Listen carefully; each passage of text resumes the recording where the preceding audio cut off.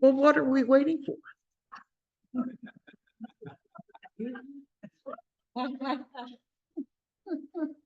What are we waiting for? I guess you're waiting for our program, Today's Heresy, brought to you by our sponsor, the firm of Myth, Folklore, and Dogma. While we're waiting for the main part of the program, let's consider together the strange case of Zechariah and Elizabeth. Were they a couple who spent all their younger years wedded, waiting for children? Well, okay. The story is there to foreshadow another story, and like all good stories, has the dynamic tensions of mystery, like angels appearing, and foreboding, Zechariah's fear and muteness, and even a happy ending. Rejoice, wife, we're pregnant. But on a side note, doesn't God strike you as just a tad peevish? Here's old Z, a just and pious man, asking a perfectly reasonable question. How can this be, since my spouse and I are both old? And God's special messenger says, if you're going to question my bringing you this good news, I will smite you with dumbness. I mean, good grief. But then again, given that testy response, is it any wonder when Mary's turn comes around, she pipes right up with, oh, let it be done to me.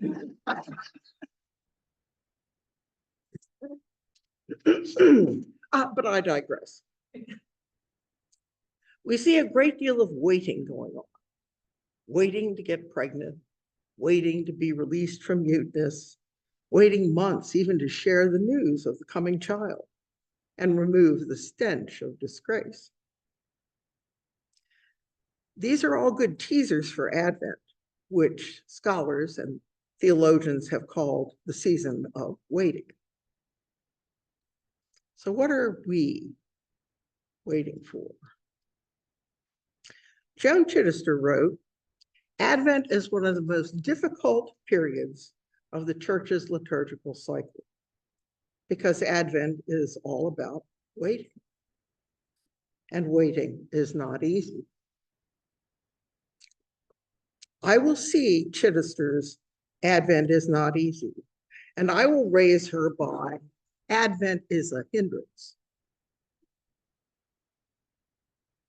I really have no wish to smother the nostalgic yearnings we, who are stricken in years, few of us here, might feel as Christmas approaches and creche scenes and sparkling lights appear. For many, Advent is a mystical and magical time of preparation and expectation. But the emphasis on waiting is troublesome. The Cambridge Dictionary, I always turn to the British,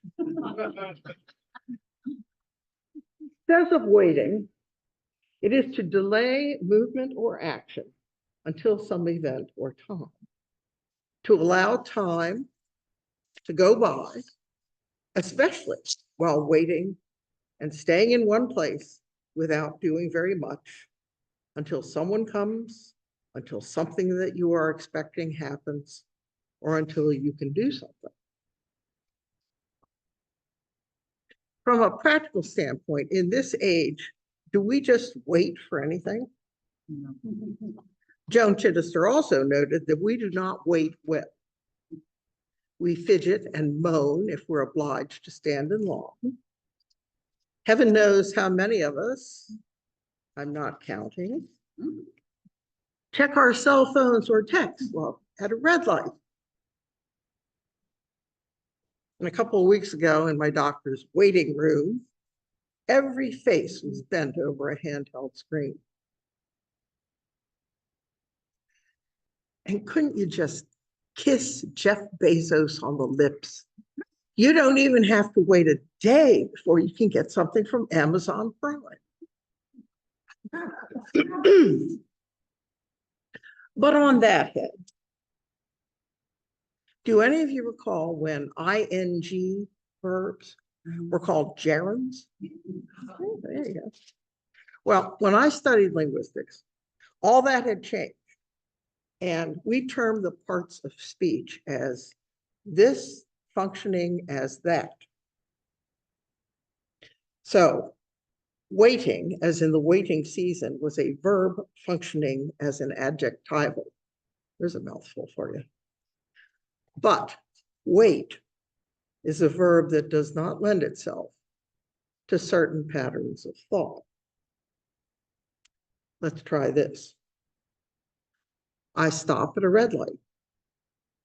I think a warm thought for a troubled friend. I see a homeless person holding a sign asking for money. I see a car dart across the street on the yellow. And I wait. More typically, however, like the folks in the doctor's office, I am mired in waiting, first and foremost, and I seek other things to fill that irritating time. While I was waiting, I went for a run,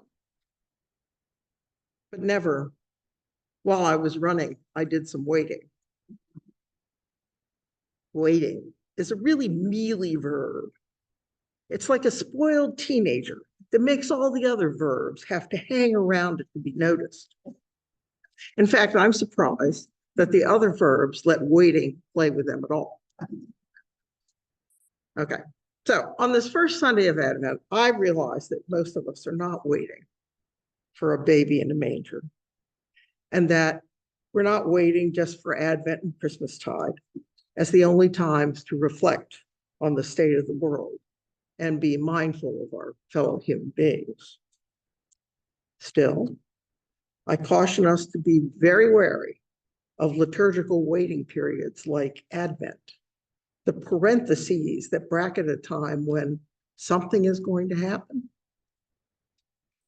The Roman philosopher Seneca claimed the greatest obstacle to living is expectancy, which hangs upon tomorrow and loses today. So let us rejoin that circle of folks around the dying fire that we heard about earlier.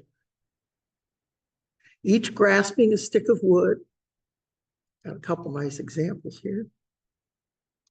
While the cold relentlessly presses in, they are waiting too, marinating in their prejudice and fear and spite for that first heart to soften and cast a piece of wood into the embers.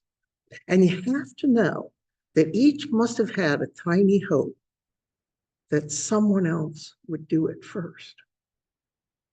Then he or she might be warm to do the same. Advent, ritually celebrated as a season of waiting and expectation, is a hindrance. We are in the now. We do not need 25 days to properly marinate our goodwill and positive energy in holy prayer and holy stories. We don't need 25 days to kindle hope, smile through pain, love through dislike. What we do, what we say, what we project in the world is God in the now. Certainly we can enjoy those tales in scripture and our traditions, but let us do so with a deep understanding that the divine did not then and does not now wait in the next room before entering humanity through a stable door. The divine is with us and in us right this very minute and already playing the carols at the spinet. We don't need to wait. Through on waiting.